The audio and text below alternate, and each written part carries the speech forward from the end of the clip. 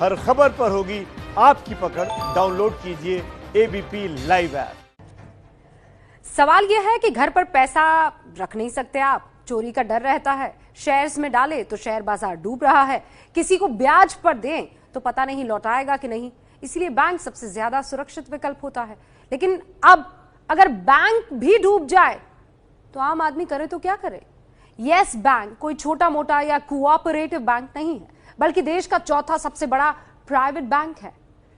28 लाख ग्राहक है इसके। अब अगर ऐसा बैंक भी सुरक्षित नहीं रहेगा तो लोग तो पूछेंगे ही कि हम करें तो क्या करें।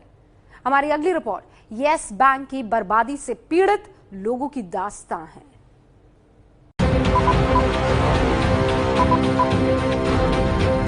मेरा तो सुबह से पेपर में पढ़ा तभी से माइल्ड अटैक जैसा आ गया है कि मेरा पूरा कैलकुलेशन फेल हो रहा है, मेरी लाइफ की पूरी जमा पूंजी खत्म हो रही है। मोबाइल में न्यूज आया था, तब से सोने का सो नहीं पाए, पूरा रात ऐसा ही गया है। यस बैंक की बर्बादी के शिकार हुए लोगों में अभिनेत्री पायल रोहतगी के पिता तेजस मेहता भी हैं। तेजस मेहता बीमार हैं, कैंसर पेशेंट हैं, हर महीने 1.5 लाख रुपए का खर्च है। बैंक में 2 करोड़ रुपए जमा है, लेकिन फिलहाल स्थिति पाई पाई के लिए मजबूर होने वाली हो गई है। कल मैंने अपनी 1 करोड़ की एफडी तोड़ी है और मेरे को जो क्लस्टर हेड है कल्याणी पंचाल, वो बोलती है बैंक का 50,000 करोड़ हमारे पास है। अगर तुम्हारे पास 50,000 करोड़ है तो स्टेट बैंक ने और LIC में आपका शेयर 2 रुपए में क्यों खरीदा? मेरा वहाँ पे उससे पहले भी कैश था वहाँ पे काफी सेविंग्स में, और वो बोल रहे थे मैं एफडी में डालता हूँ, मैंने मना कर दिया। तो लगभग मेरा 2 करोड़ रुपया ब्लॉक हो गया उधर। मैं एक कैंसर पेशेंट हूँ, मेरा खुद का महीने का एक्सपेंडिचर 1.5 लाख रुपए है। मैं साल का 15 लाख की इनकम पे टैक्स देता हूँ। अब ये बताइए कि 50,000 रुपए में मेरी घर कैसा चलेगा?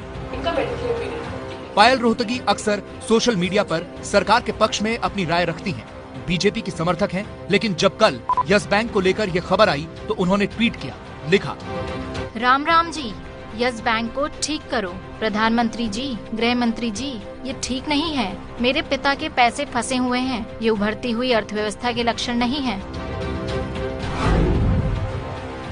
इसके बाद पायल रोहतगी की ट्रोलिंग होने लगी तो उन्होंने ये ट्वीट डिलीट कर दिया। उन्हें अभी भी विश्वास है कि हालात जल्द सुधरेंगे। इन्होंने अपनी जिंदगी में कभी भी आई थिंक गलत वे से कोई इलीगल काम करने की कोशिश नहीं करी होगी। इनकी पूरी लाइफ सेविंग्स बैंक में है।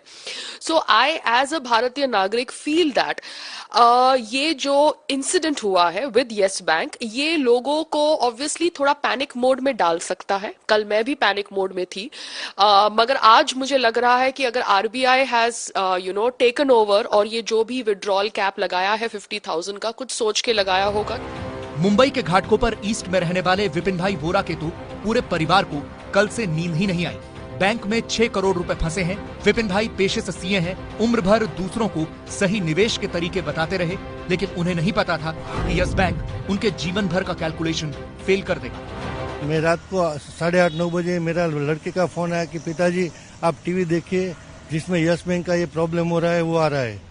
मैंने टीवी चालू किया, मैं सरप्राइज हो गया कि सुबह मैं यस बैंक में बैठा था और ये कुछ भी बात नहीं हुई। मेरा ऑलरेडी 6 करोड़ का FDR है, मोर देन 14 करोड़ का FDR था फ्रॉम लास्ट 8 ईयर्स। अभी 6 करोड़ का है, उसके सामने ऑलरेडी मेरा ODB पास है, और कल मैंने ऑलरेडी 5.5 करोड़ का तो चेक इश्यू किया, एक प्रॉपर्टी लेने का था इसके लिए। अभी क्या होएगा, पूरा रात में नहीं सो पाया। अभी सुबह इधर मैं आ गया हूँ, देखता हूँ अंदर जाके कि क्या वो लोग कर रहे हैं मेरे लिए। कुछ भी पॉजिटिव, आज मुझे पैसा चाहिए ही चाहिए, नहीं मिलेगा तो मुझे बहुत प्रॉब्लम होने वाला है। 70 साल के रिटायर्ड सरकारी कर्मचारी हरीश शाह ने रिटायरमेंट के बाद यस बैंक में एक FD कराई थी। 4 लाख की FD से जो ब्याज मिलता है उससे उनका घर चलता है, लेकिन अब अचानक बेसहारा हो गए हैं। मेरे को तो आज सुबह पेपर पढ़ा तभी जानकारी मिली कि यस बैंक में कुछ ऐसा घोटाला हो गया है। तो मैं यहाँ यस बैंक में आया हूँ तो वो लोग बोलते हैं कि सिर्फ 50,000 मिलेगा। मेरी तो बड़ी FD है और मैं रिटायर्ड गवर्नमेंट एम्प्लॉय हूँ। अभी 5 साल से FD में 1-1 साल के लिए रिन्यू करता चला आया हूँ। अभी लाइन में खड़ा रह के मेरा तो सुबह से पेपर में पढ़ा तभी से माइल्ड अटैक जैसा आ गया है। इसी ब्रांच में रोहित कोठारी की मां का भी अकाउंट है, जिसमें उनके स्वर्गवासी पिता ने उनकी मां के लिए कुछ जमा पूंजी छोड़ी थी। अब रोहित वो सवाल उठा रहे हैं जो इस देश का हर आदमी पूछ रहा है। तुम इंटरेस्ट पे किसी को पैसा नहीं देते, घर पे पैसा नहीं रखते, शेयर बाजार में पैसा रखे तो उधर भी नुकसान ही है, तो आदमी जाए तो कहाँ जाए।